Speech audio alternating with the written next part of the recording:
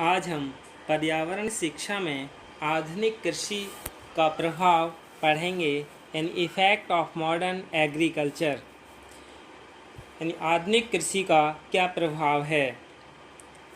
India is one of the world's most popular countries whose food grains have been so pathetic over the years that many people and animals here are unable to get enough food and fodder adequately। यानी भारत विश्व की का बड़ी आबादी वाला देश यानी चीन के बाद दूसरा नंबर आता है, जिसकी खाद्यान्न की स्थिति विगत अनेक वर्षों से इतनी दयनीय रही है कि यहाँ के न जाने कितने मनुष्य और पशु भरपेट भोजन चारा यथेष्ट रूप से नहीं प्राप्त कर पाते हैं।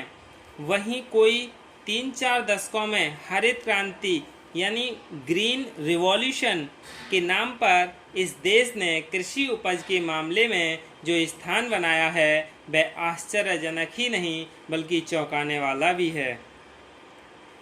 1970 के दशक में जब भारत की जनसंख्या 548 मिलियन थी, तब खाद्यान्न की मात्रा 83.57 मिलियन टन थी, और जब 2004 के आरंभ में जनसंख्या लगभग 1030 मिलियन थी, तब खाद्यान्न लगभग 218 मिलियन टन हो गया था, जो वर्तमान के लिए यथेष्ट यानी उचित था। पर जब 2025 में आबादी की संभावना 1300 मिलियन यानी न्यूनतम वृद्धि 1.2% प्रति वर्ष होगी, तब क्या इस उत्पादन से काम चलेगा? तो इसके लिए हमें कुछ निश्चित करना होगा, क्या कि अन्न उत्पादन 250 मिलियन टन से अधिक करना होगा। जो अन्न का उत्पादन है वो 250 मिलियन टन से ज़्यादा करना होगा। दुग्ध उत्पादों का उपयोग अपने जीवन में बढ़ाना होगा, क्योंकि दुग्ध का उत्पादन ज़्यादा होगा तो इतना ज़मीन यानी खाद्यान्न स्तर पर निर्भर कम होंगे। मछली, अंडे, फल, साग सब्जी आदि का उपयोग अपने जीवन में लाना होगा। खाद्यान्न को बेकार ही नष्ट होने से बचाना होगा, यानी खाद्यान्न सबसे ज़्यादा बेकार भी होता है, उसे यूं ही फेंक दिया जाता है। अपनी खाने की आदतों में परिवर्तन लाना होगा, यानी सही समय पर और बार बार खाने से बचना होगा। फिर कृषि शास्त्री और जो कृषि विशेषज्ञ हैं, उन्होंने हरित क्रांति यानी ग्रीन रिवॉल्यूशन यूं ही नहीं हुई, उन्होंने कुछ स्वीकारा भी है, नए आयाम को स्वीकारा है। वो क्या स्वीकारे हैं उन्हें हम जान लेते हैं। यानी कृषि भूमि की अच्छी तैयारी करनी होगी, यानी good preparation of agriculture land. जब भूमि अच्छी होगी तो उसमें उपज भी अच्छी होगी। उसके बाद सीड्स ऑफ गुड क्वालिटी, यानी अच्छे किस्म के बीज भी होने चाहिए। जब अच्छे किस्म के बीज होंगे तो उपज भी अच्छी होगी। यानी मिट्टी संभालने और बीज रोपने के लिए ट्रैक्टर्स का उपयोग, यानी use of tractors in soil seating and seed swimming, यानी जो मिट्टी है उसको संभालने के लिए और बीज बोने के लिए ट्रैक्टर का उपयोग करना पड़ेगा। तभी क्या है हम आने वाले समय में खाद्यान्न की पूर्ति कर पाएंगे, और नई नई तकनीकों का कृषि में उपयोग करने से हमें क्या होगा, अधिक अन्न उत्पादन होगा। फिर है उर्वरकों और कीटनाशकों का उचित उपयोग, appropriate use of fertilisers and pesticides, यानी उचित उपयोग के लिए हमें उर्वरक और कीटनाशकों का भी उपयोग करना होगा, क्योंकि फसल में यदि कोई कीट लग जाए तो उससे फसल का उत्पादन में कमी होती है, और उसको उत्पादन वृद्धि के लिए हमें उर्वरक और कीटनाशकों का प्रयोग करना होगा। तभी हम आने वाले समय में हरित क्रांति से लाभ प्राप्त करेंगे। अगला है सिंचाई की सामयिक व्यवस्था, टाइमली मैनेजमेंट ऑफ इरिगेशन,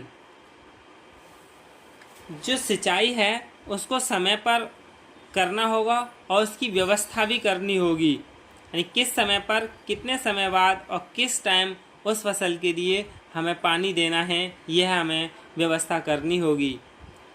प्राकृतिक प्रकोप जैसे तेज हवाएं, तूफान, भारी वर्षा और पाले से बचाव, यानी जो प्राकृतिक प्रकोप हैं जैसे तेज हवाएं हैं, तूफान है, भारी वर्षा है, पाले हैं, इनसे बचाने के लिए कुछ व्यवस्थाएं करनी होंगी। Protection from natural hazard like high velocity winds, storms, rains and frosts। नियमित कृषि तरीके में बदलाव, regular change in agriculture system, जो हम नियमित तरीके से कृषि करते आ रहे हैं उसमें समय समय पर बदलाव करते रहना चाहिए और हमें फसल चक्र का भी ध्यान रखना चाहिए, यानी किसके बाद कौन सी फसल बोई जाए ये भी, और किस फसल के बाद कौन सी फसल करने से ज़मीन ने जो उर्वरता है वो बनी रहती है, ये सब जानकारी होनी चाहिए। अगला है उपज सहेजने तथा भंडारण की उत्तम व्यवस्था, foolproof arrangements of gathering and storing of the yield, यानी उपज सहेजने के लिए और भंडारण की जो उपज है उसको भंडार करने की भी उचित व्यवस्था होनी चाहिए। और जो किसान है वह तो भंडार नहीं कर पाता है, वह जैसे ही फसल उत्पन्न होती है उसे तत्काल व्यापारियों के लिए बेच देता है और व्यापारियों के पास उचित भंडार होने चाहिए। अगला है सहकारी संस्थाओं से अच्छा तालमेल, यानी गुड लिएसन विद कोऑपरेटिव सोसाइटीज़, यानी सहकारी संस्थाएं उससे अच्छा तालमेल भी होना चाहिए। और अगली फसल के लिए खेतों की सुरक्षा, यानी safety of crop field for next production, यानी अगली फसल के लिए कौन सी फसल बोनी चाहिए उसकी सुरक्षा भी करनी चाहिए। Our country is an agriculture. How many scientific achievements will be made in the construction of our country?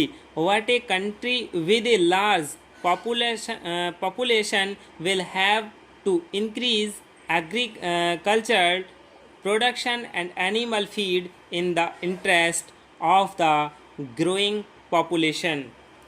यानी हमारा देश कृषि प्रधान देश है, किंतु कितनी ही वैज्ञानिक उपलब्धियां हमारे देश के निर्माण में लगें, पर बड़ी आबादी वाले देश को बढ़ती जनसंख्या के हित में कृषि उत्पादन और पशु चारा तो बढ़ाना ही होगा।